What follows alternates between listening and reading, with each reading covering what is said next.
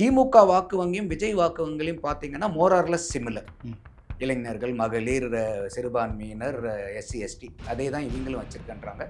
போன தடவை நாம் தமிழர் கட்சி வந்து எப்படி அதிமுகவினுடைய வெற்றி வாய்ப்பை வந்து பாதிச்சாங்களோ அந்த மாதிரி தாவேக்கா இந்த தடவை திமுகவினுடைய வாக்கு வங்கியை பாதித்து அவங்களுடைய வெற்றி வாய்ப்பை பிரதானமாக குறைப்பாங்கங்கிறது நான் ஆரம்பத்துலேருந்தே சொல்லிட்டு இருந்தது.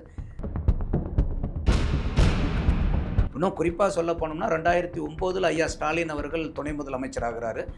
2 வருஷம் கழித்து 2011 தேர்தல் வருது. அடுத்த 10 வருஷம் திமுகவுக்கு வனவாசம். அதே மாதிரி உதயநிதி ஸ்டாலின் ஐயா அவர்கள் வந்து 2024 துணை முதலமைச்சராகிறாரு. அதே மாதிரி 2 வருஷம் கழித்து சட்டசபை பொது தேர்தல் வருது. அடுத்த 10 வருஷம் திமுகவினுடைய நிலை என்னங்கிறதும் என்ன ஒரு பல இடத்துல சொல்லியிருக்கேன். இந்த நேர்காணல்லையும் அந்த ஒரு கேள்வி வைக்கணும்னு பார்க்குறேன். திமுகவை எடுத்தீங்கன்னா தனி மனித விமர்சனம் அவங்கள விட யாராவது பண்ணிட முடியுமா? ஒரு பச்சையாக பேசணும், இல்லை கொச்சையாக ஒருத்தரை விமர்சனம் பண்ணணும், அதுக்கு ஒரு நோபல் பிரைஸ் கொடுக்குறாங்கன்னா அது திமுகவுக்கு தான் அந்த நோபல் பிரைஸ் கண்டினியூஸாக கிடச்சிக்கிட்டே இருக்கும். வேறு எந்த கட்சியும் அடிச்சிக்க முடியாது. அந்த அளவுக்கு தான் வந்து அவங்களுடைய பேச்சாளர்கள் பேசினது. எடப்பாடியார் அவர்களை போனது ஆராசா எந்த மாதிரி பேசினாருன்னு பார்த்தோம். அவருடைய பிறப்பையெல்லாம் வந்து ரொம்ப இது பண்ணோம். அதே மாதிரி உதயநிதி ஸ்டாலின் அவர்கள் எந்த அளவுக்கு வந்து அசிங்கமாக அந்த காலில் விழுந்ததை வச்சு எவ்வளோ அசிங்கமாக எடப்பாடியார் அவர்களை பார்த்து பேசினாங்க. அவருடைய வயசு என்ன, இவருடைய வயசு என்ன, அவருடைய அரசியல் அனுபவம் என்ன, இவருடைய அரசியல் அனுபவம் என்ன. விஜய் அவர்களுடைய பிரச்சாரம் வந்து பார்த்தீங்கன்னா முழுக்க அவர் வந்து ஆரம்பத்திலே சொல்லிட்டு வந்தார், அரசியல் எதிரி திமுக, கொள்கை எதிரி பாஜகன்னு சொல்லிட்டு முழுக்க அவரும் வந்து டைரக்ஷனை வந்து திமுக என்னதான் வந்து திருப்பி ஸ்டீரிங்கை திருப்பி நாங்கள் டெல்லின்னு ஓடினாலும் எடப்பாடியார் அவர்களும் விஜய் அவர்களும் மாற்றி கரெக்டாக வந்து இந்த ரூட்டில் இதுதான் சரியான ரூட்டு, நம்ம இது தமிழ்நாடு எலெக்ஷன், நீங்கள் எங்கே டெல்லிக்கு போகிறீங்கன்னு சொல்லிட்டு 2 பேருமே ஸ்டீரிங்கை வந்து இழுத்து விட்டு திமுகவை வந்து பெரிய அளவுக்கு பிரச்சாரத்தில் அவங்களுடைய பிரச்சனைகள் எல்லாமே சொல்லி வந்தாங்க. அப்போ எந்த அளவுக்கு மக்களை வந்து ஒரு அறியாமையில தள்ளுறாங்க. அதனால தான் சொன்னேன், இவங்க தோற்கடிச்சது திமுக தோற்கடிச்சது மசோதாவை அல்ல, திமுக தோற்கடிச்சது தமிழகத்தை, திமுக தோற்கடிச்சது தமிழக மக்களை. காவேரியில என்ன பண்ணாங்களோ அதே தான் இப்போ டீலிமிட்டேஷன் பண்ணியிருக்காங்க. இப்போ 2026 சென்சஸ் எடுத்ததுக்கு அப்புறம் இதே வாய்ப்பு நமக்கு கிடைக்குமா ரமணி? நீங்க சொல்லுங்க. ஐயா விஜயகாந்த் அவர்களுடைய துணைவியார் அம்மையார் பிரேமலதா அவர்கள் வந்து ஐயா விஜயகாந்த் வந்து திமுகவுக்கு வெளியே இருந்து செஞ்சதை திமுகவுக்கு உள்ளார போய் அவங்க வச்சு செய்கிறாங்க. அப்போ அந்த மாதிரி ஐயா விஜயகாந்த் அவர்களுடைய குறிக்கோளை சிறமேற்கொண்டு அவங்க உள்ளார செயல்பட்டுக்கிட்டு இருக்காங்க. ஸோ அந்த இடத்துல இன்னொன்று திருப்பரங்குன்றத்தில் இவங்க நாங்கள் தீபம் ஏற்றவே விட மாட்டேன்றாங்க. அந்த அம்மா பிரச்சாரத்தில் திருப்பரங்குன்றத்தில் நம்ம தீபம் ஏற்றுவோங்கிறாங்க.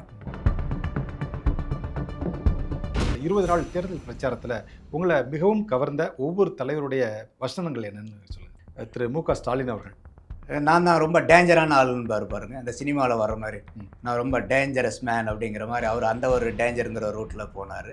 எடப்பாடி பழனிசாமி அவர்களுடைய வார்த்தைகளில் உங்களுக்கு ரொம்ப பிடிச்ச சுவாரஸ்யமான நேர்முகமாகவும் மறைமுகமாகவும் ஐயா ஸ்டாலின் அவர்களை தாக்குவார்.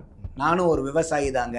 திரு விஜய் ரொம்ப பெருசாக ட்ரெண்டிங் ஆனது வந்து பார்த்தீங்கன்னா ஸ்டாலின் அங்கல் அப்படின்னாரு. திரு உதயநிதி ஸ்டாலின் வந்து பெரிய அளவுக்கு என்ன ஈர்க்கப்படலை. அண்ணன் சீமான் அவர்கள் பேசுறது 5 நிமிஷம் கேட்டுட்டீங்கன்னா அதுக்கு மேலே நீங்கள் முடிகிற வரைக்கும் கேட்காம போக முடியாது.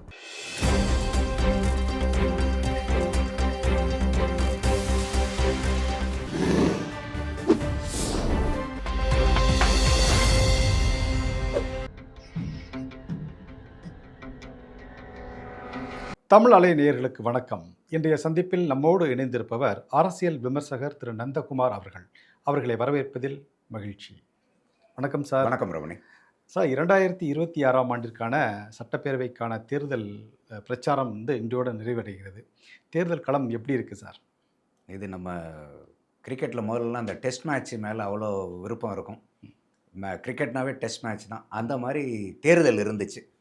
இப்போ வந்து டெஸ்ட் மேட்ச் பார்க்குறதெல்லாம் போயிடுச்சு. இப்போ யாரும் பெருசாக ஒன் டே கூட பார்க்குறதில்ல, எல்லாம் 2020 தான். இப்போ அந்த மாதிரி இந்த தேர்தலும் வந்து லாஸ்ட்டு அந்த தேர்தலுக்கு முன்னாடி 20 நாள் தான் தேர்தலுங்கிற மாதிரியே மாறிடுச்சு.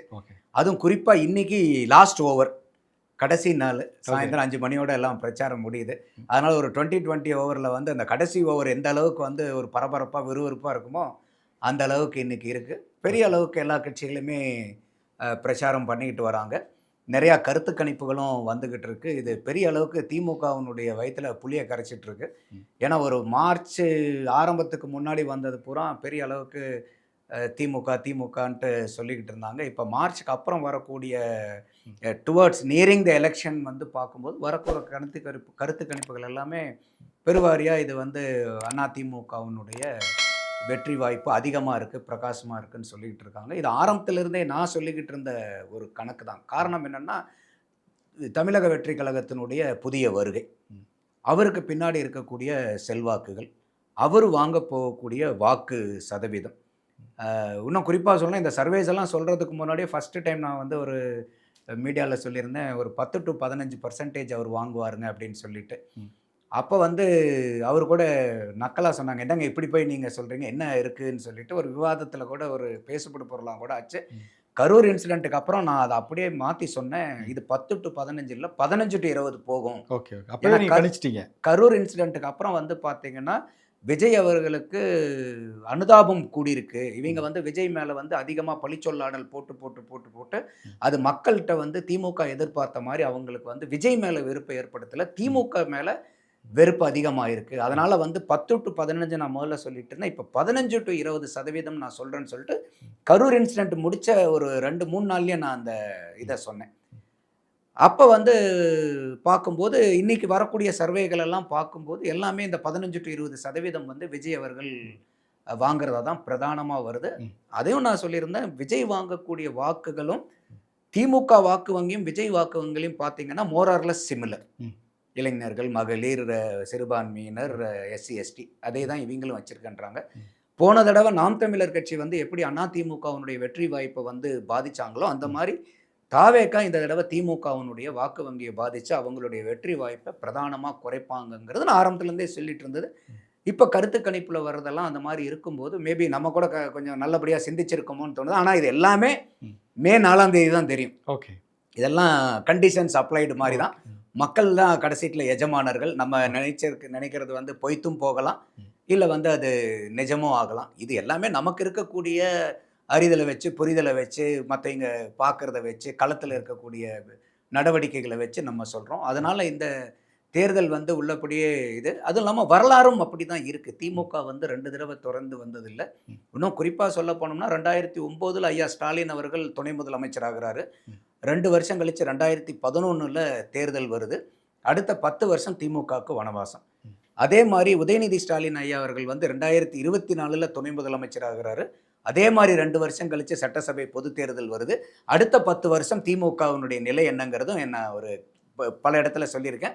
இந்த நேர்காணல்லையும் அந்த ஒரு கேள்வி வைக்கணும்னு பார்க்குறேன். Okay sir. சார் நீங்கள் குறிப்பிட்டீங்க இந்த இந்த ஆண்டுக்கான தேர்தல் வந்து 2020 மேட்ச் மாதிரி அப்படின்னு. இப்போ கடைசி 20 நாள் வந்து தேர்தல் பிரச்சாரம் வந்து ரொம்ப கடுமையாக இருந்துச்சு. யாருடைய பிரச்சாரம் வந்து எடுபட்டுச்சு சார்?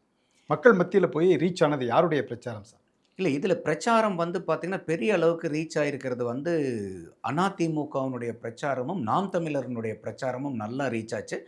விஜய் அவர்களது வந்து நான் பிரச்சாரம்னு சொல்ல முடியாது. விஜய் அவர்களுக்கு வந்து பெரிய அளவுக்கு அந்த ரேலி, விஜய் எங்கே போனாலும் வந்து அந்த கூட்டம் வெள்ளமாட்டம் மக்கள் வர்றது, அவருக்கு உண்டான அந்த பேசுகிறத விட, ஏன்னா விஜய் அவர்களை வந்து 100 பேருக்கு சதவீதம் கணக்கு போட்டோம்னா ஒரு 99.99% அவரை பார்க்க வர்ற மக்கள் தான்.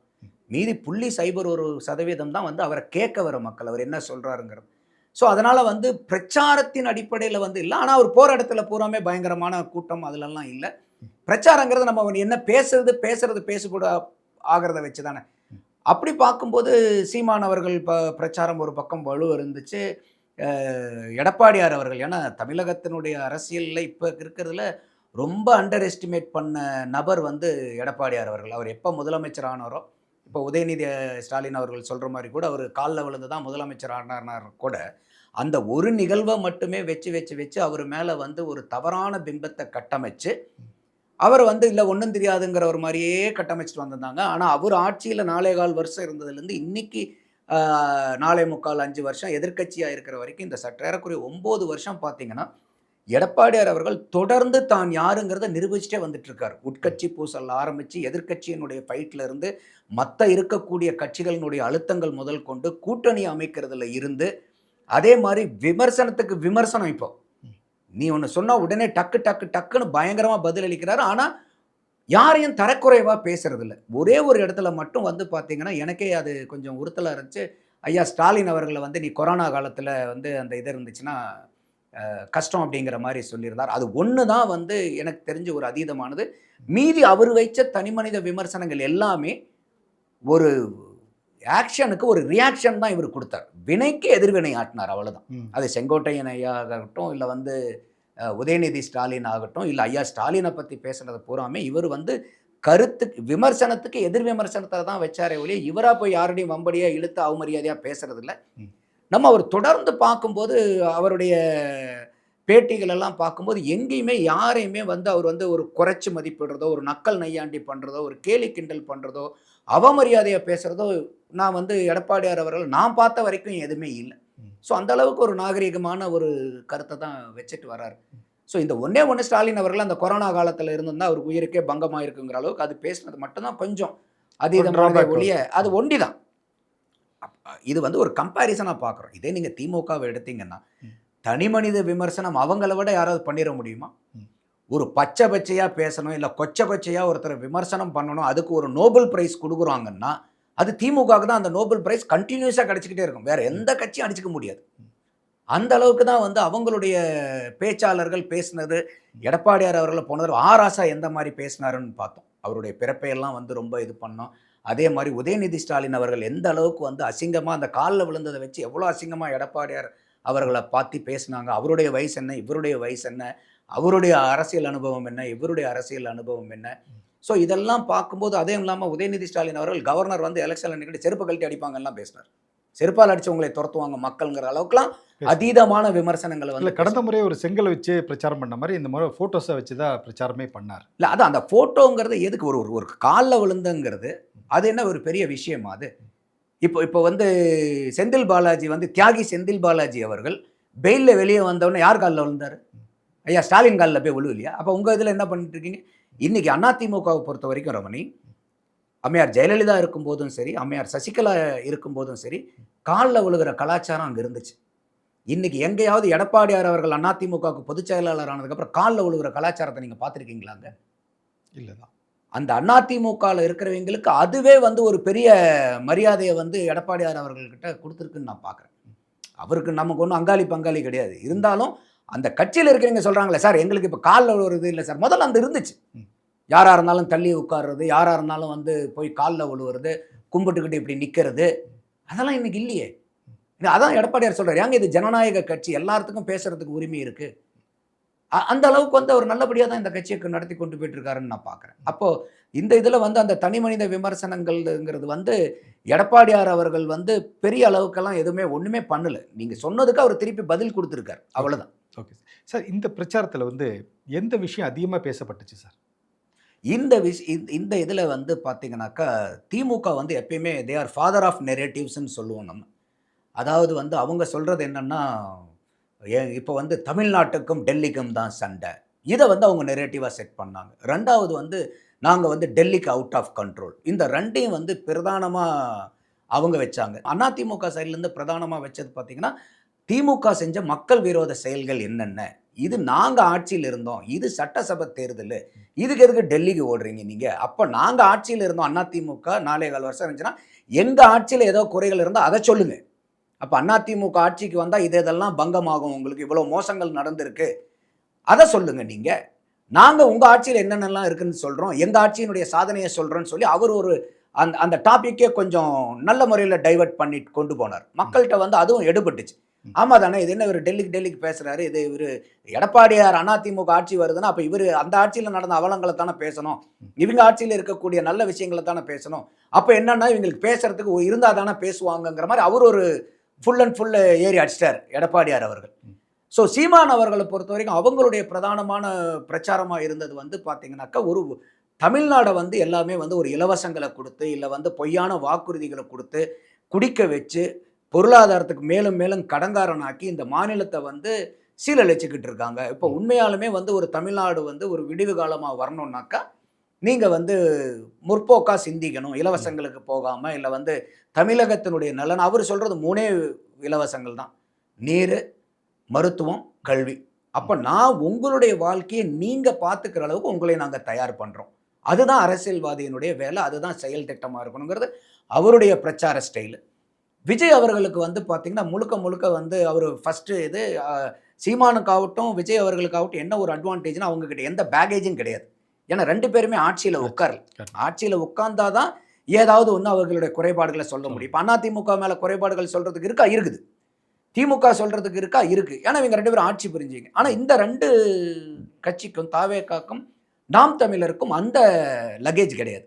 அதனால் வந்து அவங்க நல்லபடியாகவே அவங்களுக்கு வந்து அந்த பிரச்சாரத்தில் ஒரு பலம் சேர்க்கும். விஜய் அவர்களுடைய பிரச்சாரம் வந்து பார்த்தீங்கன்னா முழுக்க முழுக்க அவர் வந்து ஆரம்பத்திலே சொல்லிட்டு வந்தார், அரசியல் எதிரி திமுக, கொள்கை எதிரி பாஜகன்னு சொல்லிட்டு முழுக்க முழுக்க அவரும் வந்து டைரக்ஷனை வந்து திமுக என்னதான் வந்து திருப்பி ஸ்டீரிங்கை திருப்பி நாங்கள் டெல்லின்னு ஓடினாலும் எடப்பாடியார் அவர்களும் விஜய் அவர்களும் மாற்றி கரெக்டாக இந்த ரூட்டில் இதுதான் சரியான ரூட்டு, நம்ம இது தமிழ்நாடு எலெக்ஷன், நீங்கள் அங்கே டெல்லிக்கு போகிறீங்கன்னு சொல்லிட்டு 2 பேருமே ஸ்டீரிங்கை வந்து இழுத்து விட்டு திமுகவை வந்து பெரிய அளவுக்கு பிரச்சாரத்தில் அவங்களுடைய பிரச்சனைகள் எல்லாமே சொல்லி வந்தாங்க. எனக்கே கூட அதில் கருத்து வந்து அவங்க அந்த கருத்தில் எனக்கு உடன்பாடு. இப்போ என்னென்னா, இப்போ டெல்லிக்கு தமிழ்நாட்டுக்கும் டெல்லிக்கும் தான் சண்டை அப்படின்னாக்கா, நீங்கள் தமிழ்நாட்டுக்கும் டெல்லிக்கும் சண்டைனாக்கா நீங்கள் ஆட்சியில் இருக்கும்போதெல்லாம் ஏன் சார் டெல்லியோட நீங்கள் சண்டை போடலை? எதனால் சண்டை போடல நீங்கள்? இது எப்படி இந்த காவேரி நதிநீர் பங்கீட்டில் வந்து திமுக தமிழகத்துக்கு ஒரு துரோகம் இழைச்சதோ அதே துரோகம் தான் இன்றைக்கி டீலிமிட்டேஷன்லேயும் மகளிர் ரிசர்வேஷன்லையும். இப்போ ஒன்றும் இல்லை, நீங்கள் இப்போ மகளிர் ரிசர்வேஷனுக்கு வாங்க. இப்போ தமிழ்நாட்டில் வெறும் 12 பேர் தான் எம்எல்ஏ, பெண்கள் எம்எல்ஏ. இந்த 16வது சட்டசபையில் 5%. இப்போ நமக்கு வந்து பார்த்தீங்கன்னாக்கா இப்போ எவ்வளோ ஏறக்குறைய 234 தொகுதி இருக்குது. இப்போ இன்றைக்கி 234 தொகுதினாக்கா இதுக்கு 33% போட்டிங்கன்னா 77 எம்எல்ஏக்கள் நமக்கு பெண்கள் இருக்கலாம். ஆனால் இன்றைக்கி சட்டசபையில் இருக்கிறது எவ்வளோ? 12 தான். 5% தான். 5% தான் இன்றைக்கி இருக்குது. திமுகவில் வந்து 6, 133 சீட்டு ஜெயிச்சு அதில் 6, அண்ணா திமுக வந்து 66 சீட்டு ஜெயிச்சு அதில் 3. நீங்கள் ப்ரொபோஷனேட்டாக பார்த்தீங்கன்னா 2 பேருமே ஈக்குவல் தான். 66க்கு 3னா அவங்க 133க்கு 6. காங்கிரஸில் 2, பாரதிய ஜனதாவில் 1. இதுதான் நம்மளுடைய எம்எல்ஏ ரெப்ரசன்டேஷன். ஆனால் இவங்க வந்து பார்த்தீங்கன்னா சமூக நீதி பேசுவாங்க, பெண் உரிமை பேசுவாங்க. எங்கே இருக்காங்க எம்எல்ஏ? பட்டாசு வெடிச்சுல சார் கொண்டாடினாங்க. பட்டாசு வெடிச்சாங்க, ஸ்வீட்டு கொடுத்து நாங்கள் வந்து டெல்லியை தோக்கடிச்சிட்டோம், ஜெயிச்சிட்டோம் அப்படின்னு மாதிரிலாம் மார்த்தட்டி கொண்டார்கள். இன்றைக்கி இவங்க திமுக இந்த டீலிமிட்டேஷனில் யாரை தோக்கடிச்சாங்கன்னா தமிழ்நாட்டை தோக்கடிச்சாங்க. யாருக்கு துரோகம் பண்ணியிருக்காங்கன்னா தமிழ்நாட்டுக்கு தான் துரோகம் பண்ணியிருக்காங்க. என்ன காரணம்னா, இந்த நெப்போலியன் தான் ஒரு படத்தில் சொல்லுவார் பாருங்க, கல்யாண வீடுனாலும் சரி கருமாரி வீடுனாலும் சரி மாலை மரியாதையும் எனக்கு தான் வரணும். அதுதான் இந்த திமுகவுடைய எண்ணம். அப்போ நல்லது வேறு யாரும் செஞ்சிடக்கூடாது. இப்போ நீங்கள் பாருங்கள், கர்நாடகாவுக்கு 28 இருந்தது 42 அதிகமாகுது. ஸோ அவங்களுடைய விகிதாச்சாரம் இருக்கிறது 5.15 அப்படியே மெயின்டைன் ஆகுது. ஆந்திர பிரதேஷ்க்கு 25 இருக்கிறது 38 ஏறுது. விகிதாச்சாரம் 4.6 இப்போ 4.65 கூடுது. தெலுங்கானாவில் 17 இருக்கிறது 26, 3.13 விகிதாச்சாரம் 3.18 மாறுது. தமிழ்நாடுக்கு 39, 7.18 இருந்தது 59 உயர்ந்து 7.23 மாறுது. கேரளாவுக்கு 20 சீட் இப்போ 3.68, இது 30 மாறுது 3.68 அப்படியே. அப்போ ஒட்டுமொத்த இந்த தமிழ் மாநிலங்கள் 5 மாநிலங்களும் சவுத் இந்தியன் ஸ்டேட்ஸ் எடுத்திங்கன்னா இப்போ இருக்கக்கூடிய 543 சீட்டில் 129 சீட்டு. அப்போ விகிதாச்சாரம் வந்து பார்த்தீங்கன்னா 23.76. வரக்கூடிய 816 சீட்டில் 195 விகிதாச்சார அடிப்படையில் 23.9. இதை விட ஒரு தென்னிந்திய மாநிலங்களுக்கு என்னங்க வேணும்? எனக்கு இதில் இன்னொரு சந்தேகம் சார். இப்போது அவங்க சொல்ல விஷயம் என்னன்னா, இந்த அதாவது தொகுதி மறுவரை வந்துச்சுன்னா தென் மாநிலங்கள்லாம் பாதிக்கப்படும், நாம் வந்து தென் மாநிலத்திலேருந்து ஒருத்தர் பிரதமராக போய் உட்கார முடியாது. இப்போ இருக்க பர்சன்டேஜ் அப்படி தானே. இப்போ 543 தொகுதிகளில் வந்து 129 மட்டும்தானே தென் மாநிலங்களில் இருக்குது. அதாவது கிட்டத்தட்ட 25% தான் இருக்குது. மீதி 75% வட மாநிலத்தில் உள்ள எம்பிக்கள் தானே பிரதமரை தேர்ந்தெடுக்கிறாங்க. ஆமாம், சூழ்நிலை தானே இருக்குது. இதுதான் ஒரு புரை பிரச்சாரத்தை பண்ணிட்டு இருக்காங்க. ஏங்க நமக்கு 51 ஆனாலும் அங்கே வந்து 120 ஆகுதே அப்படின்னு. ஏங்க 80 120 ஆகுது. ஆமாம், 39 59 ஆகுது. இப்போ வந்து வருஷம் நீங்கள் கம்பெனி நடத்துகிறீங்க, சம்பளம் போடுவோம் எல்லாத்துக்குமே.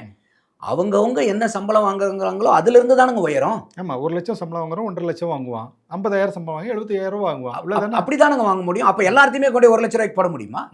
அப்போ இருக்கிறது அப்படி. இதைத்தானே சார் நீங்கள் கேட்டீங்க. ஐயா ஸ்டாலின் அவர்கள் இதைத்தானே கேட்டார். நீங்கள் கேட்டது தானே சார் அவங்க கொடுக்குறாங்க.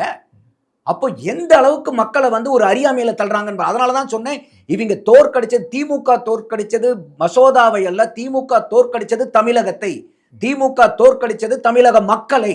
காவேரியில என்ன பண்ணாங்களோ அதே தான் இப்ப டீலிமிட்டேஷன் பண்ணியிருக்காங்க. இப்ப 2026 சென்சஸ் எடுத்ததுக்கு அப்புறம் இதே வாய்ப்பு நமக்கு கிடைக்குமா ரமணி? நீங்க சொல்லுங்க. வாய்ப்பு கம்மி தான். ஆனா நீங்க எப்படி சொல்றீங்க சார்? திமுக சொல்றாங்க இந்த விஷயம் வந்து தேர்தல்ல பிரதிபலிக்கும் அப்படிங்கிறாங்களே. இது வந்து தமிழக மக்கள் பார்க்கக்கூடியங்க சரியா பார்த்தாங்கன்னாவே, இந்த காணொலியை பார்க்க நேரிட்ட கூட அவங்க ஒவ்வொருத்தரும் பிடிப்பாங்க. ஏன்னா இதுக்கு பிரசிடென்ட்ஸாக தான் சொன்னேன், காவேரியும் நான் உங்களுக்கு டீட்டெயிலாக சொன்னேன். அப்போ எப்படி இருந்த காவேரி டிஎம்சி எங்கே கொண்டாந்து நிறுத்திருக்கீங்க? அதே மாதிரி வாய்ப்பை இன்னைக்கு எந்த பிரச்சனையும் இல்லாமல் மத்திய அரசாங்கம் உங்களுக்கு கொடுக்குறேன்னு சொல்லுச்சு. இந்த தேர்தல் நாளானிக்கு தேர்தல் இருக்குங்கிற ஒரே காரணத்துக்காக இன்னைக்கு இதை ஆதரிச்சோம்னா பாரதிய ஜனதாவுக்கு வந்து பலம் கூடிருங்கிறது, இல்லை அதிமுக கூட்டணிக்கு பலம் கூடிருங்கிற ஒரே ஒரு அரசியல் காரணத்துக்காக ஒட்டுமொத்த 8 கோடி தமிழக மக்களையும் வஞ்சிக்கலாமா திமுக? நல்லா யோசிச்சு பாருங்க. இதை பொதுமக்கள் பார்த்தாங்கன்னா அவங்களுக்கு புரியாதா? இது நீங்க கேட்டது தானே சார் அவங்க கொடுக்குறாங்க. திமுக பிரச்சாரத்தில் சொல்றது சமூக நீதியை காக்கிறதும் சரி, தமிழ் தமிழ் தமிழ் மொழி தமிழ் வளர்ச்சி இது எல்லாமே திமுக தான் காத்துட்டு இருக்காங்க. ஒருவேளை நாங்கள் எங்களை வந்து இந்த ஆட்சி தொடர முடியாமல் போயிடுச்சுன்னா ஆபத்து உங்களுக்கு வந்துடும் அப்படின்னு தான் பிரச்சாரம் பண்ணுறாங்களே. இப்போ தமிழ் மொழியை பற்றி அரசியல் ஞானி, கலைஞானியாக இருந்த அரசியல் ஞானி வந்து பேசினார், ஐயா கமலஹாசன். உடனே சித்தராமையா வந்து என்ன கன்னடத்தை வந்து தமிழ்லேருந்து வந்துச்சுன்னு சொல்கிறேன்னு கொதித்தெழுந்து அவர் வந்து அங்கே பேசினார். கன்னடம் வரலாறு தெரியாமல் நீங்கள் பேசுகிறீங்கன்னு சொல்லிட்டு ஒரு முதலமைச்சராக இருக்கிறவர் பதில் சொன்னார். இங்கே இருக்கிற முதலமைச்சர் என்ன பண்ணார்? நம்மளுடைய ஐயா ஸ்டாலின் ஏதாவது பேசினார் அதை பற்றி? அவங்க நண்பர்கள். நீங்கள் தான் தமிழர்களுடைய நலனையும் தமிழையும் காக்கிறவங்களா? அதே மாதிரி நான் அதை தான் சொன்னேன், நீங்கள் தமிழர் நலன் காக்கிறவராக இருந்தால் நீங்கள் தொப்புள் கொடி உறவுகளை ஸ்ரீலங்காவில் வந்து லட்சக்கணக்கான பேர் சுட்டு கொண்டிருக்கும் போது எங்களுக்கு பதவி வேண்டாம் ஒன்றும் வேண்டாம்னு தூக்கி அவங்க மூஞ்சியில் எரிஞ்சிட்டு அந்த 7 மினிஸ்டரை ராஜினாமா பண்ணிட்டு வந்தீங்கன்னா ஒட்டுமொத்தம் தமிழகமும் இன்னைக்கு உங்கள் பின்னாடி நிற்காதா? என்ன சார் செஞ்சுருக்கீங்க நீங்கள் தமிழர்கள்? காவேரி நதி நீர் நான் இப்போ ஃபுல்லாக பட்டியலிட்டு சொன்னேன். நீட்டு, நீங்கள் நீட்டை கொண்டு வந்தீங்க. நீட்டில் கல்வி பொதுப்பட்டியல் ரமணி, அதில் வந்து நீட்டு வந்தது என்னமோ அரக்கனாக வந்துச்சு. ஆனால் எடப்பாடியார் வந்து உள்ளொதுக்கீடு 7.5% கொண்டு வந்து அதை தேவதையாக மாற்றினார். ஏன்னா கல்விங்கிறது பொதுப்பட்டியல் இருக்கும்போது மாநிலத்துக்கு உரிமை இருக்கா இல்லையா? அப்போ என்ன பண்ணுறாரு, அவர் 7.5% உள்ளொதுக்கீடு கொடுக்கும்போது இன்றைக்கி இருக்கக்கூடிய கல்லூரியில் 13,800 சீட்டில் வந்து பார்த்தீங்கன்னாக்கா அவங்க எல்லாத்துக்கும் அது கொடுக்கும்போது சற்று ஏறக்குறைய ஒரு வருஷத்துக்கு வந்து 675 மாணவர்களுக்கு பக்கமாக 700 மாணவர்களுக்கு பக்கமாக போகிறதுக்கு வாய்ப்பு இருக்குது. அதுவும் அரசு பள்ளியில் படிக்கிற மாணவர்களுக்கு, அரசு பள்ளியில் படிக்கக்கூடிய மாணவர்களுக்கு அவங்க வந்து தனியார் கல்லூரியில் போய் மருத்துவக் கல்லூரியில் சேர்ந்தாலும் 5 நயா பைசா ஃபீஸ் கட்ட வேண்டியதில்லை, அரசாங்கம் கட்டுது. தனியார் மருத்துவக் கல்லூரியில் நீட் மூலியமாக போய் சேரக்கூடிய அரசாங்க பள்ளி மாணவர்களுக்கு தனியார் மருத்துவ கல்லூரியில் படிக்கக்கூடிய ஃபீஸை அரசாங்கம் கட்டுது. அப்போது இன்னைக்கு ஏழை மாணவர்கள் நீலிக்கண்ணீர் நீங்கள் வடிகிறீங்க. எடப்பாடி என்ன பண்ணார், ஏழை மாணவர்கள் வருஷத்துக்கு 700 பேர் வந்து கல்லூரிக்கு போகிறதுக்கு மருத்துவக் கல்லூரி போகிறதுக்கு 5 நயா பைசா இல்லாமல் அதை கொண்டு வந்தார். இதுதானே சார் ஒரு அரசியல்வாதி சிந்திக்கணும். மத்திய அரசாங்கம் உங்களுக்கு அதிகாரம் இருக்கா, நீங்கள் கொண்டு வரீங்க, ரைட். மாநில அரசாங்கமாக எனக்கும் கன்கரண்ட் லிஸ்ட்டில் அதிகமாக இருக்குல்ல, அப்போ நான் இதில் வந்து ஒரு உள்ளொதுக்கீடு கொண்டு வந்தார்ல, இதுதானே சார் நியாயம்.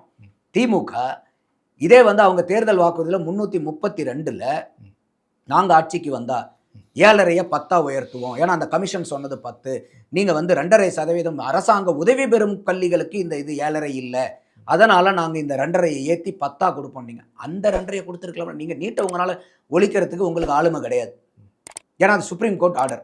அப்போ நீங்கள் இந்த 2.5% முன்னே சேர்த்து கொடுத்துருந்தாராமணி இந்த 5 வருஷத்தில் 1250 பேர் ஏழை மாணவர்கள் இன்னும் அதிகமாக மருத்துவர்களாக இருப்பாங்களா, இருக்க மாட்டாங்களா?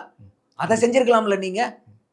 அப்போ நீங்கள் எங்கே இடத்துல உங்களுக்கு தமிழர் நலன் இருக்குது, எங்கே வந்து தமிழ்நாட்டினுடைய நலன் இருக்குது? எல்லாமே அரசியல் அரசியல் அரசியல் ஆதாயம்னாவே அப்போ நீங்கள் ஜெயிக்கிறதுக்கே மக்களை வந்து அடக வச்சுட்டு இருக்கிற மாதிரி ஆகிடுது இல்லையா? எந்த இடத்துல நீங்கள் ஏதாவது ஒன்று சொல்லுங்கள், தமிழர்களுடைய நலனையோ தமிழ்நாட்டினுடைய நலனையோ. நம்ம இவ்வளோ பட்டியல் போடுறோம்ல, என்ன பண்ணியிருக்கீங்க நீங்கள்? அப்போ எந்த இடத்துல வந்து இவங்க தான் தமிழின காவலர்கள்னு நம்ம எப்படி எடுத்துக்கிறது? எங்கேயாவது வந்து இது வரைக்கும் அவர் வந்து நான் ஐ எம் எ தமிழியன் ஸ்டாக்குன்னு சொல்லியிருக்காரா? ஐ எம் எ டிராவிடியன் ஸ்டாக்குன்னு தானே சொன்னீங்க.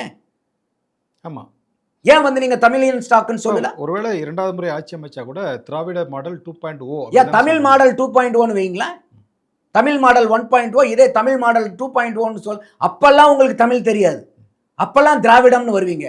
அப்ப திராவிடம்ங்கிறத நான் கேட்கிற தமிழ் சொல்லா? திராவிடம்ங்கிறது தமிழ் சொல்லா? அப்ப எங்க இருக்கு உங்களுடைய தமிழ் பற்று, தமிழ் ஆர்வம், தமிழர் நலன்? தேர்தல் வந்தா மட்டும் எங்களுக்கு எல்லா நலனும் வந்துடும். தமிழ்நாடு அப்பதான் தெரியும், தமிழர்கள் அப்பதான் தெரிவாங்க, தமிழ் நலன் அப்பதான் தெரியும். வெளிநாட்டில் இருக்கக்கூடிய பல்கலைக்கழகங்கள் எல்லாம் தமிழ் இருக்கைகள் அமைக்கப்படும். என்னங்க பண்ணீங்க? ஹூஸ்டன் யூனிவர்சிட்டியை தவிர வேற என்னங்க இடத்துல பண்ணியிருக்கீங்க? மத்தியில் இருக்கக்கூடிய அரசாங்கம் வந்து பல பல்கலைக்கழகத்தில் இருக்கைகள் அமைத்திட்டு இருக்கு, தமிழ் இருக்கைகள். நீங்க என்ன பண்ணீங்க தமிழ்நாட்டினுடைய அரசா? தமிழின காவலர்களா? அப்ப வெறும் பேச்சுனா போதுமா? ஸோ அப்போ இதெல்லாம் வந்து வெறும் வெறும் பேச்சு தான் ரமணி. அதான் நேற்று ராகுல் காந்தி பேசும்போது கூட ஒரு விஷயத்த சொன்னார். ஆனால் எங்களுக்கு ஒரே டவுட் வந்துச்சு, ஒருவேளை ராகுல் காந்தி திமுக கூட்டணியில் இருக்கிறாரா இல்லை அதிமுக கூட்டணியில் இருக்கார்? தமிழ்நாடுடைய வளர்ச்சிக்கு அதிமுகவின் பங்கு மிக சிறந்தது அப்படிங்கிற மாதிரி ஒரு இது சொன்னார். அதே மாதிரி தான் திருமதி பிரேமலதா அவர்களும் இந்த தமிழ்நாட்டில் அண்ணனுக்கு ஒரே ஒரு பிரச்சனை தான் அப்படின்னு சொல்லி இரண்டு பிரச்சனை தான். ஒன்று வந்து போதைப்பொருள் வந்து அதிக அளவு பெருகி இருக்குது, இன்னொன்று வந்து பாலியல் பலாத்கார வழக்குகள் வந்து அதிகரிச்சிருக்கு. இது ஒன்று தான் பிரச்சனை, வேற என்ன அண்ணனுக்கு பிரச்சனைன்னு கேட்டாங்க. இதெல்லாம் பார்க்கும்போது உங்களுக்கு எப்படி தோணுது சார் இவங்க ரெண்டு பேர்த்தோட? அதாவது நான் பல நேர்காணல்களில் சொல்லியிருக்கேன், ஐயா விஜயகாந்த் அவர்கள் இருக்கிற வரைக்கும் அவர் வெளியே இருந்து திமுகவை வீழ்த்தணும்னு கடுமையாக போட்டி போட்டார். அவர் தனியாக நின்னா கூட திருப்பி வந்து அதிமுக கூட இருந்தார். அதிமுக கூட பிணக்கு ஏற்பட்ட போது கூட பல நவிழ்வி பாலில் விழுவ போதுன்னு ஐயா கருணாநிதி அவர்கள் கூட்டுட்டு இருக்கும்போது கூட அங்கே போகாமல் மக்கள் நல கூட்டணிக்கு போனார். அவர் அன்னைக்கு கருணாநிதி ஐயா அவர்கள் கூட்டும் போது அங்கே மாதிரி போயிருந்தாருன்னா திமுக ஆட்சி வந்திருக்க வேண்டியது 16. ஆனால் ஐயா விஜயகாந்த் அவர்களுக்கு அது உடன்பாடு இல்லாதனால தான் அங்கே போகல. அப்போ விஜயகாந்த் அவர்கள் கட்சி ஆரம்பித்ததிலிருந்து அவர் முடிகிற தருவாய் வரைக்குமே அவருடைய ஒரே நோக்கம் திமுகவை வீழ்த்தணும் அப்படி. அவர் பழைய தடவை இன்னைக்கெல்லாம் பல பேர் திமுக தேசத்தின்னு சொன்னாலும் விஜயகாந்த் அவர்கள் தொடர்ந்து சொல்லிக்கிட்டு இருந்தார். அதே கருத்தை சிறமேற்கொண்டு ஐயா விஜயகாந்த் அவர்களினுடைய துணைவியார் அம்மையார் பிரேமலதா அவர்கள் வந்து ஐயா விஜயகாந்த் வந்து திமுகவுக்கு வெளியே இருந்து செஞ்சதை திமுகவுக்கு உள்ளார போய் அவங்க செய்கிறாங்க, வச்சு செய்கிறாங்க. அவங்க அந்த இந்த சினிமாலாம் காமிப்பாங்க பாருங்க, ஒரு ஸ்லீப்பர் செல் மாதிரி உள்ளார போயிட்டு எல்லாம் அங்கே நடக்கிறதெல்லாம் கண்டுபிடிச்சி கடைசியில் அங்கே குண்டு வச்சு வெடிக்கிற மாதிரி அந்த அம்மா அந்த மேடையிலேயே ஐயா ஸ்டாலினை வச்சுக்கிட்டு அவருக்கு என்ன பேசுறது என்ன பண்ணுறதுன்னு ஒன்றும் புரியல. நிறைய மீம்ஸ் போடுறாங்க. அப்போ அந்த மாதிரி ஐயா விஜயகாந்த் அவர்களுடைய குறிக்கோளை சிறமேற்கொண்டு அவங்க உள்ளார செயல்பட்டுக்கிட்டு இருக்காங்க. ஸோ அந்த இடத்துல இன்னொன்று திருப்பரங்குன்றத்தில் இவங்க நாங்கள் தீபம் ஏற்றவே விடமாட்டேன்றாங்க. அந்த அம்மா பிரச்சாரத்தில் திருப்பரங்குன்றத்தில் நம்ம தீபம் ஏற்றுவோங்கிறாங்க பிரேமலதா அம்மையார். அப்போ அதுலேயும் வந்து இவங்களுக்கு கன்னிவெடி. அடுத்தது ஐயா நீங்கள் ராகுல் காந்தி அவர்களை சொன்னீங்க, அவர் வந்து இங்கே பேசும்போது அந்த டிரான்ஸ்லேஷன்லாம் பார்த்தீங்களா? அவர்கள் பண்ணுறத சோலிங்கரில், அதனால தான் அவர் வர வேண்டாம்னு சொல்லிட்டாங்க போல. அவர் ட்ரம்ப்பு யுனைடெட் ஸ்டேட்ஸை பற்றி பேசும்போது அவர் அங்கே யுனைடெட் ஸ்டேட்ஸ் ஆஃப் அமெரிக்காவை பற்றி பேசுகிறார், இங்கே வந்து அவர் இந்தியன் ஸ்டேட்ஸை பற்றி இவர் மொழிபெயர்த்துட்டு இருக்கார். ஒன்றுமே சம்மந்தம் இல்லை. கடைசியில் நீங்கள் சொன்ன மாதிரி வந்து பார்த்தீங்கன்னா இவர் வர வேண்டாம் அண்ணாமலா தான் சொல்கிறார். இவர் தப்பாக பேசினது வந்து ராகுல் காந்திக்கெல்லாம் சொன்னனால இவர் வர வேண்டாங்கன்னு சொல்லிட்டு அதில் ஒரு பெரிய பித்தலாட்டம் நடந்துச்சு பார்த்தீங்களா? ஐடி ரைடு நடக்குதுன்னு சொல்லிட்டு என்னை போக விடாமல் பண்ணுறாங்கன்னு சொல்லிட்டு இவர் பொய் பேசி இந்த பொய்யையும் எப்படி வந்து அந்த ஸ்னேக் பாபு வினோத் பாபு வந்தார் பார்த்தீங்களா? நான் உலகக்கோப்பை வென்றுட்டன் பாகிஸ்தானை எதிர்த்துன்னு கொண்டாந்து ஐயா ஸ்டாலின் கிட்டையும் உதயநிதி ஸ்டாலின்ட்டும் கப்பை கொடுத்து ஃபோட்டோ போட்டாங்க பாருங்க, அதையெல்லாம் நம்பினாங்க பார்த்தீங்களா? அதே மாதிரி ஐயா செல்ல பெருந்தகை சொன்னதையும் நம்பி ஐயா ஸ்டாலின் அவர்கள் வந்து வீடியோ பேச்சுகள் எல்லாம் வந்து எதிர்க்க அடக்கிறாங்க ஒடுக்குறாங்கன்னு கடைசியில் பார்த்தா ஐடி வந்து தெளிவாக கிளாரிஃபிகேஷன் கொடுத்து எந்த ரைடும் எங்கேயும் நாங்கள் கொடுக்கலன்னு. அப்போ செல்வ பெருந்தகை அவர்கள் சொன்னது எவ்வளோ பெரிய பச்சை பொய். அதை கூட உண்மையா பொய்யான்னு தெரிஞ்சுக்காம முதலமைச்சர் அவர்கள் வந்து நீங்க ஒரு பதிவிடுறீங்க பேசுறீங்கன்னா இதெல்லாம் ஆளுமைகளான்னு கேட்கிறேன் நான். இவங்கெல்லாம் ஒரு தமிழகத்தை எப்படி இவங்க வந்து மக்கள் தமிழகத்தையும் தமிழக மக்கள் நலனையும் காப்பாற்றுவாங்கன்னு நம்ம புரிஞ்சுக்கிறது. இப்போ ஐயா ஸ்டாலின் அவர்கள்னால செல்ல பிறந்த ஐயா வீட்டில் வந்து ரைடு நடந்துச்சா நமக்கு தெரியாது. அவருனால அப்படிங்கிறதுக்குள்ள தெரிஞ்சுக்க முடியுமா? முடியாது. கிராஸ் செக் பண்ணிக்கலாம். அப்பா அவங்க தெரிஞ்சு போய் பேசினாரா தெரியாம போய் பேசினாரா? அப்போ எந்த அளவுக்கு நடக்குது பாருங்க. இதே தான் டீலிமிட்டேஷன்ல, இதே தான் காவிரியில், இதே தான் தமிழ், இதே தான் தமிழர் நலன், எல்லாத்துலேயும் இதே தான், நீட்லேயும் இதே தான். அப்போ எந்த இடத்துல இருக்குது உங்களுடைய தமிழர் நலன், தமிழ்நாட்டினுடைய நலன்? அப்போ இது எல்லாம் வெறும் தேர்தலுக்காக, எல்லாம் தேர்தலே எதுக்குங்க? அப்போ நீங்கள் ஏன் உங்களை தவிர வேறு யாருமே நல்லா செய்யக்கூடாதா தமிழ்நாட்டுக்கு? தெரியாமல் கேட்குறேன். யாருமே செய்யக்கூடாதா தமிழ்நாட்டுக்கு? அப்படிதான் சொல்கிறாங்க. தமிழ்நாட்டுடைய வளர்ச்சிக்கும் தமிழ்நாட்டுக்கும் நாங்கள் தான் நாங்கள் இருந்தால் தான் சிறப்பாக இருக்கும் அப்படிங்கிற மாதிரி. ரைட்டு. இப்போ இவங்க எப்போ ஆட்சிக்கு வந்தாங்க? 1967 ஆட்சிக்கு வந்தாங்க. ஸோ அதில் 33, இப்போ இதில் வந்து ஒரு 26. அது உங்க பிரச்சாரமே அப்படிதானே சார்? ஸ்டாலின் தொடரட்டும், தமிழ்நாடு வெல்லட்டும் அப்படிங்கிறது. இப்போ 59 வருஷம் ஆச்சு. இந்த 59 வருஷத்தில் தமிழ்நாட்டை அதிகமாக ஆண்டது யார் ரமணி? அதிமுக. அப்போ யார் ரமணி? அதிமுகவினுடைய பார்ட்டிசிபேஷன் இல்லாமல் அதனால தான் ராகுல் காந்தி அப்படி அதனால தான் அதைத்தானே ராகுல் காந்தி சொன்னார். தமிழக வளர்ச்சியில் அதிமுகவினுடைய பங்கெடுப்பு எவ்வளோ, அவங்க தலைவர்கள் எவ்வளோன்னு. அவர் மறைமுகமாக அதிமுக ஓட்டு கட்டு போயிட்டார். அவர் ஓட்டு கட்டு போயிட்டார். அவர் போன இடத்துல அப்புறம் இப்போ பீகாருக்கு போய் அங்கே குண்டு வச்சுட்டு வந்தார். ஆமாம்.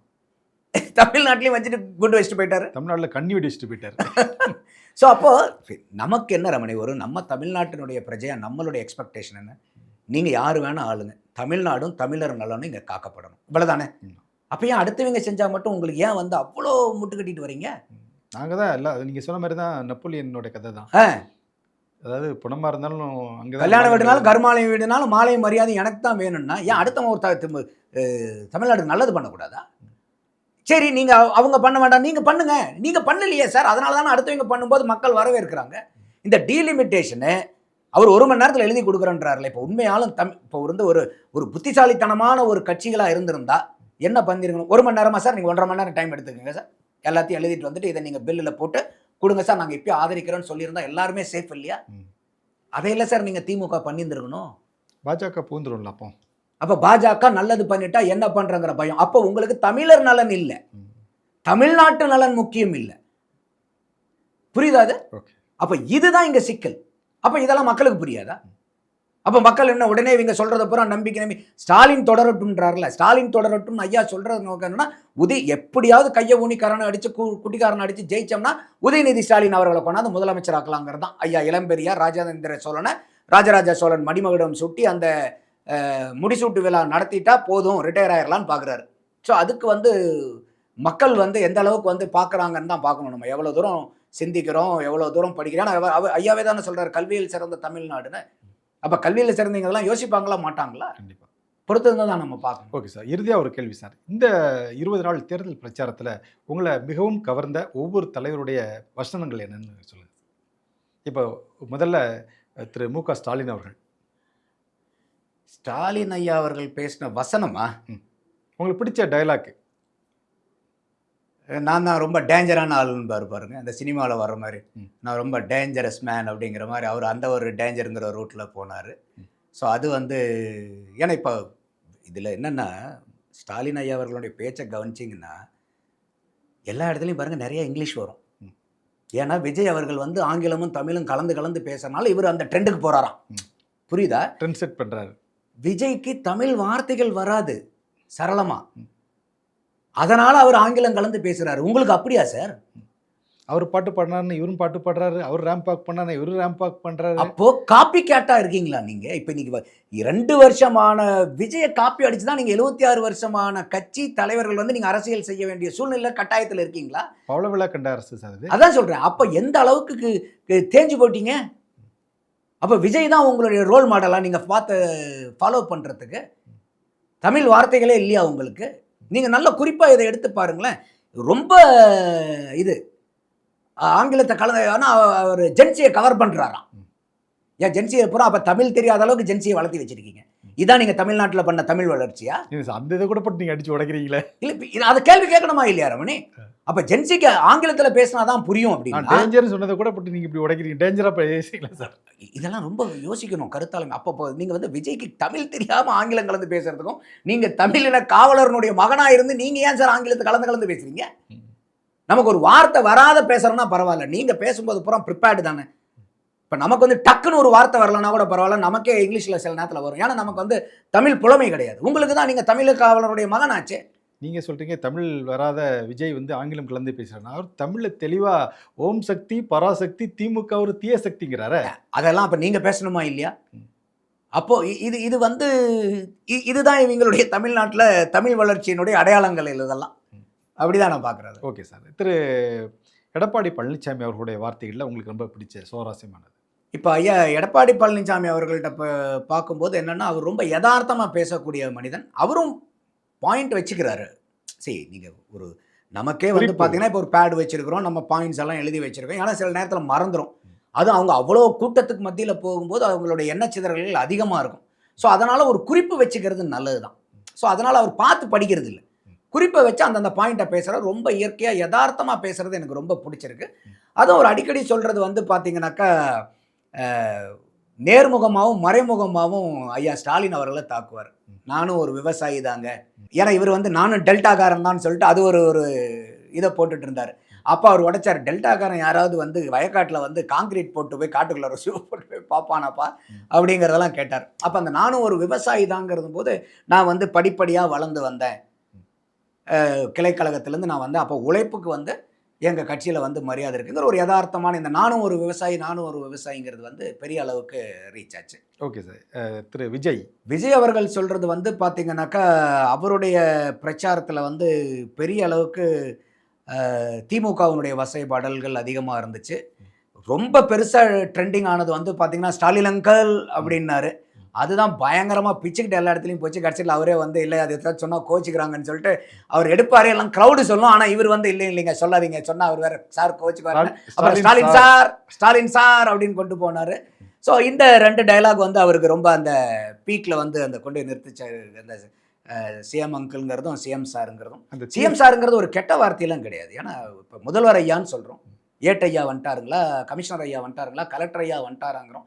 ஏன்னா இதை கூட திமுக வந்து குற்றமாக பார்த்துச்சு. சிஎம் சார்னு சொல்கிறாரு, சிஎம் சார்னா என்னங்க, முதல்வர் ஐயான்னு அர்த்தம். இதில் என்ன தவறு இருக்குது? ஒரு மரியாதை நிமித்தம் நீங்கள் தான், அவர் தான் சொல்கிறாரு, நீங்கள் அங்கிள் தான், நீங்கள் கோச்சிக்கிறீங்க, நான் சார்னே சொல்லிட்டு போகிறேன்னு. அந்த 2 வார்த்தைகள் வந்து அவருக்கு ரொம்ப தீயசக்தி டயலாக் சார். இது தீயசக்தி தீயசக்தி திமுகங்கிறத நிறைய பேர் சொல்லியிருக்காங்க. இப்போ நான் சொன்ன மாதிரி முன்னாடி இருந்தே நிறைய பேர் சொல்லியிருக்காங்க. ஈவன் அம்மையார் ஜெயலலிதா சொல்லிக்கிட்டே இருப்பாங்க அது. ஸோ அது வந்து ரொம்ப காலத்திலேருந்தே வர்றது தான் அது. ஆனால் இவர் ஒரு புதுசாக ட்ரெண்டிங் சொன்னார், அந்த பராசக்தி தீயசக்தி, ஓம் சக்தி பராசக்தி, திமுக ஒரு தீய சக்திங்கிறது. இப்போ அந்த திமுகங்கிறது இன்றைக்கி வந்திருக்கக்கூடிய விஜயனுடைய அறிக்கைகளை கூட பாருங்கள், அந்த தீயில் ஆரம்பிக்கிற வார்த்தைக்கு மாற்றி போட்டு அந்த திராவிட முன்னேற்ற கழகத்தினுடைய பேரை மறக்கடிக்கிற அளவுக்கு அதிமுக காரங்களும் பண்ணுறாங்க, தவேகா காரங்களும் பண்ணுறாங்க. Okay sir. இது திரு உதயநிதி ஸ்டாலின் வந்து பெரிய அளவுக்கு என்னை ஈர்க்கப்படலை. அவருடைய பேச்சு என்னை ஈர்க்கலை. ஏன்னா அவர் வந்து ஒரே ரெட்டாரிக், அதே பேசின பஞ்சாங்கத்தையே பேசிட்டு சொன்ன ஃபோட்டோவையே காமிச்சிக்கிட்டு அவர் வந்து இன்னும் வந்து எல்லாத்த விட ஒரு இளைஞராக இருக்கார். இன்னும் வந்து மற்றவங்களை விட சிந்திக்கிற செயல் திறன் வந்து அவருக்கு அதிகமாக இருக்கும். இன்னும் அவருக்கு வந்து பார்த்திங்கன்னா இளவட்டங்களினுடைய கூட்டம் சுற்றி இருக்குது. அதெல்லாம் அவருனால இல்லைனா கூட அவங்கெல்லாம் வாங்கி கொஞ்சம் இன்னும் நல்லா பேசலாம். அவர் என்னமோ அது ஒரு செங்கலை காமிச்ச மாதிரி இந்த எடப்பாடியார் அவர்களுடைய ஃபோட்டோ காமிச்சாவே போதுன்னு நினைக்கிறாரு. அது வந்து நான் ஒரு முதலமைச்சராக வந்து ஜெயிச்சதுக்கப்புறம் உட்கார வைப்பாங்க சீட்டில்ங்கிற எதிர்பார்க்கக்கூடிய நபர் பேசக்கூடிய பேச்சுக்கள் அல்ல. அவர் வந்து என்னை இந்த ஒட்டுமொத்த களத்தில் என்னை ஈர்க்காத பேச்சாளர் யாருன்னா உதயநிதி ஸ்டாலின் அவர்கள். Okay sir. திருமதி சசிகலா அவங்களும் நான் பெருசாக ஃபாலோவே பண்ணல ரமணி. ஏன்னா அவங்க வந்து ரொம்ப லேட்டாக தான் களத்துக்கு வராங்க. அவங்களுடைய ஒரே நோக்கம் வந்து பார்த்தீங்கன்னாக்கா எப்படியாவது வந்து திமுகவை ஜெயிக்க வைக்க முடியாதாங்கிற ஒரு எண்ணத்தில் இருக்காங்க. ஏன்னா அவங்க நிற்கிறதே 120 தொகுதி. நீங்கள் உண்மையாலுமே நம்ம வந்து களமாடி ஜெயிச்சு வென்று ஆட்சி அமைக்கணும்னா நீங்கள் 234 நிற்கணும். ஐயா ராம்தாஸ் அவர்கள் 38 சீட்டில் பேலன்சிங் நீங்க வெறும் போட்டி போகிறதே 120 சீட். அப்போ உங்களுடைய ஒரே நோக்கம் என்ன? அதிமுகவை தோக்கடிக்கணும். அப்போ அதிமுகவை தோக்கடிச்சா யார் ஆட்சிக்கு வருவார்? அப்படி திமுக தான் வருவாங்க. அப்போ நீங்கள் யாருக்காக வேலை பார்க்குறீங்க? அப்போ இந்த கேள்வி கேட்கக்கூடிய கட்டாயம் வருது இல்லை. அதுவும் இல்லாமல் வந்து என்னென்னா அவங்க வந்து ஜனவரி 2027 வரைக்கும் அவங்களே தேர்தலில் நிற்க முடியாது. ஸோ அதெல்லாம் ரொம்ப அவங்களுக்கு மைனஸ் பாயிண்ட். அது ஒரே நோக்கம் அவங்களுக்கு அதிமுகவை ஏதோ ஒரு வகையில் தோக்கடித்து திமுகவுக்கு உதவ முடியாதாங்கிறது மட்டும்தான் அவங்களுடைய 1 பாயிண்ட் அஜெண்டா இருக்கிறனால குறிப்பாக அவங்க பேசுகிறதெல்லாம் நான் பெருசாக கவனிக்கலை நான். Okay sir. ஓகே. அண்ணன் சீமானுடைய பேச்சை நீங்கள் எதை நீங்கள் சொல்ல முடியும்? அவருடைய பேச்சுக்கள் அத்தனையுமே வால் வீச்சுக்கள் தான். உண்மையாலுமே இன்றைக்கி மற்ற அரசியல்வாதிகள்லாம் வந்து பேசுகிறத வந்து ஒரு 5 நிமிஷத்துக்கு மேலே கேட்டிங்கன்னா ஒரு மாதிரியா சலுப்பு தட்டும். சீமானவர்கள் பேசுகிறது 5 நிமிஷம் கேட்டுட்டிங்கன்னா அதுக்கு மேலே நீங்கள் முடிகிற வரைக்கும் கேட்காம போக முடியாது. அந்த அளவுக்கு அவருடைய வார்த்தைகள், அந்த தமிழ் ஆளுமை, அந்த அங்கே இருக்கக்கூடிய மக்களை வந்து சிந்திக்க வைக்கக்கூடிய திறன், சரளமாக வந்து விழுகக்கூடிய சிந்தனை, பிரச்சனைகளையும் கொள்கை கோட்பாடுகளையும் அந்த கனெக்ட் பண்ணக்கூடிய அந்த எபிலிட்டி, ஸோ அதெல்லாம் எக்ஸ்ட்ராடினரி சீமான் அவர்கள்ட்ட. நான் வந்து உண்மையாலுமே ரொம்ப வியந்து பார்க்குறேன். நமக்கு வந்து ஒரு இன்டர்வியூவில் ஒரு 1/2 மணி நேரம் 1 மணி நேரம் பேசினாவே தொண்டை கட்டிது. நான் அண்ணன் சீமானுக்கு இது எங்கேயாவது பார்க்க நினைச்சுன்னா ஆனால் இந்த தொண்டை கட்டாமல் இருக்கிறது நீங்கள் என்ன பண்ணுறீங்க? ஆனால் இப்போ அவருக்கு தொண்டையும் கட்டி போச்சு. Okay okay. பாவம் ரொம்ப முடியாமல் பேசிட்டு இருக்காரு. ஆள் பாருங்கள், சீமான் கருத்து போயிட்டார். இப்போ நான் கருத்து போயிட்டேன்னா எப்படி இருக்கும்? ஏற்கனவே கருப்பு. சீமானும் என்ன மாதிரி ஏற்கனவே கருப்பு. அவரே கருத்து போயிட்டாருங்க பாருங்க. அந்த அளவு உழைப்பு. ம்.